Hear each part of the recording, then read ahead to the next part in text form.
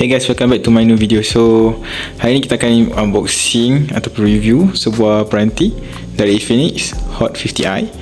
So, this one kita akan buat untuk kelas budget RM300. So, jom kita review. Let's go. Okay guys, so sekarang dekat tangan aku ni dah ada kotak Infinix Hot 50i. So, kita tengok dulu apa yang ada kat sekeliling kotak. So, yang first kali kat sini dia tulis 48 bulan. Ada jaminan daripada TUV. So bermakna dalam masa 4 tahun korang boleh pakai dengan kelancaran yang kata smooth lah. So seterusnya dekat bahagian bawah, RAM sebesar 8GB RAM dan 128GB storan. Dia punya RAM ni 4 plus dengan 4GB RAM lah yang virtual. Dan dekat bawah sekali ada tulis 120Hz all new 6.7 inch punch hole display. So maknanya dia ada kadar segar semula 120Hz. Dan lagi satu yang menarik, dia ada 6.7 punch hole display. Dekat phone yang berharga 300 ada punch hole display. So agak berbaloi lah. Dengan dua speaker sehingga 300% ultra volume. Di bahagian tepi pula kita boleh lihat ada Hot 50i. Lepas tu ada dua speaker. So splash proof. So maknanya phone ni boleh kena air, kena hujan. So tak ada masalah. Dan ada NFC guys. So dekat bahagian bawah tak ada apa, just kod biasa. Di bahagian tepi juga benda yang sama. So jom kita masuk pula ke dalam bahagian kotak. So let's go, kita buka dulu. Okay guys, so benda pertama yang korang boleh nampak bila buka kotak akan dapat seketul phone ni lah. Okay, so ni kita letak tepi dulu. Seterusnya kita buka di bahagian bawah kotak. Apa kita ada? Kita akan dapat this one, dia punya warranty book tak silap. Ya, warranty card. So ni tak penting, tak tepi. Seterusnya, kita dibekalkan dengan casing. Okay, so casing dia not bad. Jenis keras, tak macam phone Android lain, dia bagi macam silikon biasa. Ini keras guys, tapi still flexible lah. So kita tepi sini dulu. Tepi. Seterusnya dibagi dengan kabel pengecasan.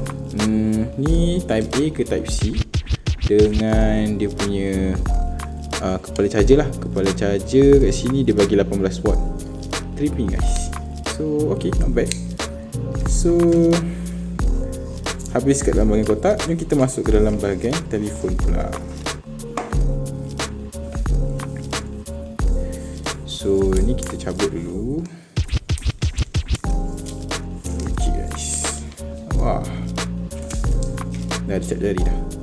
So ini pandangan pertama sekeliling phone. So bahagian hadapan kita nampak ada punch hole display kat depan. Di bahagian tepi pula ada volume button up dan down dan juga power on dan power off. Di bahagian tepi sebelah kiri pula kita ada SIM, tempat SIM. So nanti kita akan check berapa dia boleh masuk. Dan di bahagian belakang kita boleh lihat ada flash. Dan ini rasanya ada 3 setup kamera, tapi kita akan test nanti. Seterusnya di bahagian bawah ada logo Infinix. Dan di bahagian bawah dia pula ada satu headphone jack, ini mic. Lepas tu ada type C punya tempat charger dengan dua speaker guys, atas dan bawah. Seterusnya pilihan warna dekat bahagian phone ni aku pilih titanium grey. Dia macam iPhone punya titanium, tapi sebenarnya binaan dia plastik biasa je. Tapi menarik lah, dia ada banyak warna. Ada 3 ke 4 warna macam tu. Tapi bagi aku warna ni menarik lah. Dia macam iPhone sikit. So seterusnya kita akan pergi ke bahagian dalam telefon. So seterusnya kita akan try pairkan dengan dia punya casing. Cara nak pasang dia, korang slide bahagian atas ni dulu, masuk. Lepas tu baru tekan bahagian bawah. Baru senang nak pasang. Kalau tak, dia macam takut patah. Kalau nak keluarkan pula nanti daripada bawah, lepas tu baru slide pada atas lah. So seterusnya kita akan tengok pada bahagian hadapan dia. Ok guys, untuk bahagian skrin dia dulu, kita dibekalkan dengan 6.7 inch jenis skrin LCD.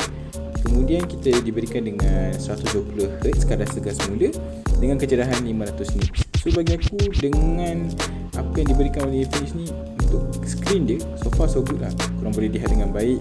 Dekat bawah cahaya matahari pun so far still boleh nampak, tapi tak sebaik skrin AMOLED lah. Itu kita tak boleh nak compare lah. Tapi untuk harga bawah 300, bagi aku dengan skrin yang macam ni not not bad. Dan untuk berat phone ni pula, berat dia 184 gram. Dia tak berat sangat nak comparekan dengan phone aku yang sekarang ni. So far okey je, sedap kat tangan. Besar dia pula, kalau untuk tangan yang besar macam aku ni, pegang tak ada masalah lah, memang boleh capai. Tapi still jauh sikit, aku kena tolak ke atas lah. Tapi bagi aku berat dia okey, tak ada masalah. Ok guys, so untuk bahagian SIM tray dia pula, korang boleh masukkan 2 SIM biasa dengan satu memory card. Korang boleh extend sampai 1TB lah. So memang puas hati lah dia bagi spek yang berlambak macam ni. Untuk bahan binaan phone ni pula, bahagian belakang panel ni kita check ada menggunakan plastik lah, plastik biasa. Kemudian untuk bahagian depan kaca dan ada ketahanan IP54. So kalau korang terkena hujan ke ataupun terbasuh phone ni ke, so tak ada masalah lah, sebab ada ketahanan daripada air dan juga debu. Yang menariknya guys, phone ni kita dibekalkan dengan ciri yang ada pada telefon yang mahal, sekitar 2,000, 1,500 macam tu. Tapi ada dekat phone yang berharga 300, iaitu fungsi always on display. Korang tengok dekat skrin LCD guys. Sebelum ni kita hanya boleh nampak untuk always on display ni dekat skrin AMOLED je, tapi dekat skrin LCD pun diorang boleh bagi guys. So good job lah Infinix. Ok guys, untuk bahagian OS pula, kita dibekalkan dengan Android 14. Kemudian dengan sistem operation daripada Infinix sendiri, XOS 14.5. Kemudian untuk bahagian chipset, kita dibekalkan dengan MediaTek Helio G81 lah. Untuk skor atau benchmark dia, aku akan letak kat bahagian tepi. Untuk bahagian storan pula, kita dibekalkan dengan 4GB RAM, tapi korang boleh extend lagi tambahan sehingga 4GB RAM virtual. So total dalam 8GB RAM dan juga 128GB ROM lah.